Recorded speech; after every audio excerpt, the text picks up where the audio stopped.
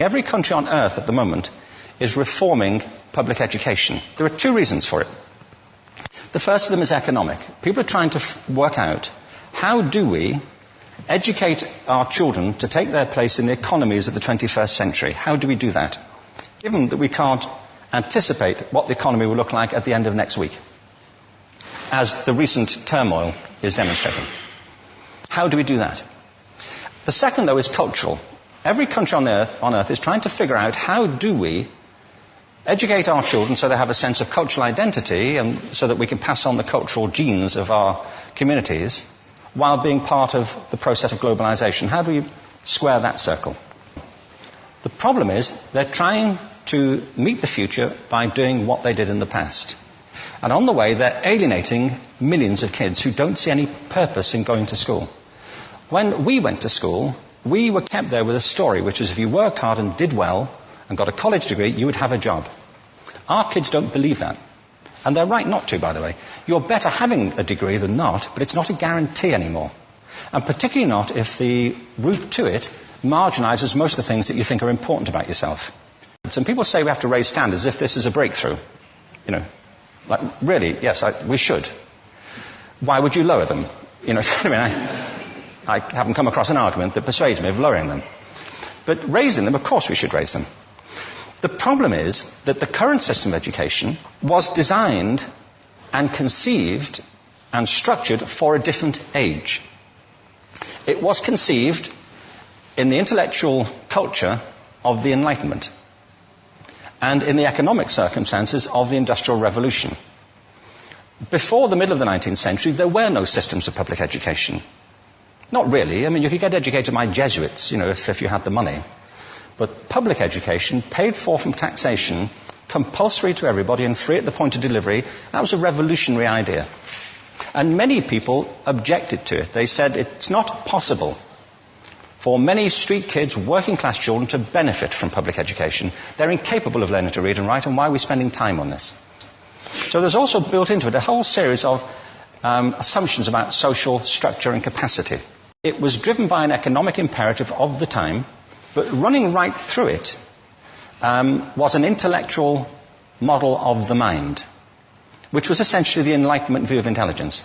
That real intelligence consists in the capacity for a certain type of deductive reasoning and a knowledge of the classics originally, what we come to think of as academic ability. And this is deep in the gene pool of public education, that there are really two types of people, academic and non-academic, smart people and non-smart people.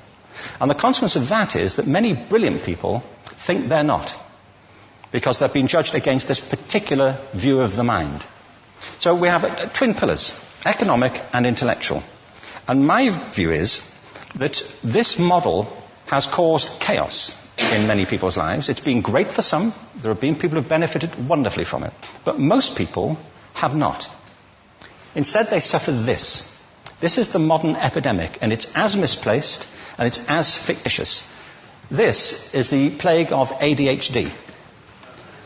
Now, this is a map of the incidence of ADHD in America, or prescriptions for ADHD. Don't mistake me here. I don't mean to say there is no such thing as attention deficit disorder. I'm not qualified to say if there is such a thing. I know that a great majority of psychologists and paediatricians think there is such a thing. But it's still a matter of debate. What I do know for a fact is it's not an epidemic. These kids are being medicated as routinely as we had our tonsils taken out. And on the same whimsical basis, and for the same reason, medical fashion. Our children are living in the most intensely stimulating period in the history of the earth. They're being besieged with information and calls for their attention from every platform, computers, from iPhones, from advertising holdings, from hundreds of television channels. And we're penalizing them now for getting distracted. From what? You know, boring stuff. At school, for the most part. It seems to me it's not a coincidence totally that the incidence of ADHD has risen in parallel with the growth of standardized testing. Now, these kids are being given Ritalin and Adderall and all manner of things, often quite dangerous drugs, to get them focused and calm them down. But according to this, attention deficit disorder increases as you travel east across the country. People start losing interest in Oklahoma.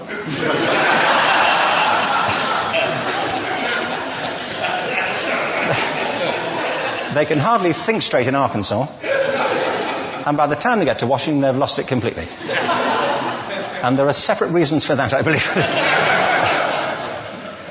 It's a fictitious epidemic. If you think of it, the arts, and I don't say this exclusively of the arts, I think it's also true of science and of maths, but I say about the arts particularly because they are the victims of this mentality currently, particularly.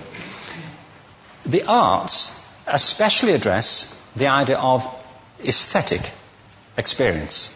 An aesthetic experience is one in which your senses are operating at their peak, when you're present in the current moment, when you're resonating with the excitement of this thing that you're experiencing, when you are fully alive.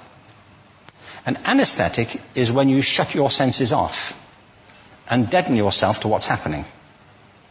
And a lot of these drugs are that. We're getting our children through education by anesthetizing them. And I think we should be doing the exact opposite. We shouldn't be putting them asleep. We should be waking them up to what they have inside of themselves. But the model we have is this. I believe we have a system of education that is modeled on the interests of industrialism and in the image of it. I'll give you a couple of examples. Schools are still pretty much organized on factory lines, ringing bells, separate facilities, specialized into separate subjects. We still educate children by batches. We put them through the system by age group. Why do we do that? Why is there this assumption that the most important thing kids have in common is how old they are? It's like the most important thing about them is their date of manufacture. You know what I mean? Well, I know kids who are much better than other kids at the same age in different disciplines, or at different times of the day, or better in smaller groups than in large groups, or sometimes they want to be on their own. If you're interested in the model of learning, you don't start from this production line mentality. It's essentially about conformity, and increasingly it's about that as you look at the growth of standardized testing and standardized curricula. And it's about standardization. I believe we've got to go in the exact opposite direction. That's what I mean about changing the paradigm. There was a great study done recently of divergent thinking. Published a couple of years ago. Divergent thinking isn't the same thing as creativity. I define creativity as the process of having original ideas that have value. Divergent thinking isn't a synonym, but it's an essential capacity for creativity. It's the ability to see lots of possible answers to a question, lots of possible ways of interpreting a question, to think what Edward de Bono would probably call laterally, to think not just in linear or convergent ways, to see multiple answers, not one.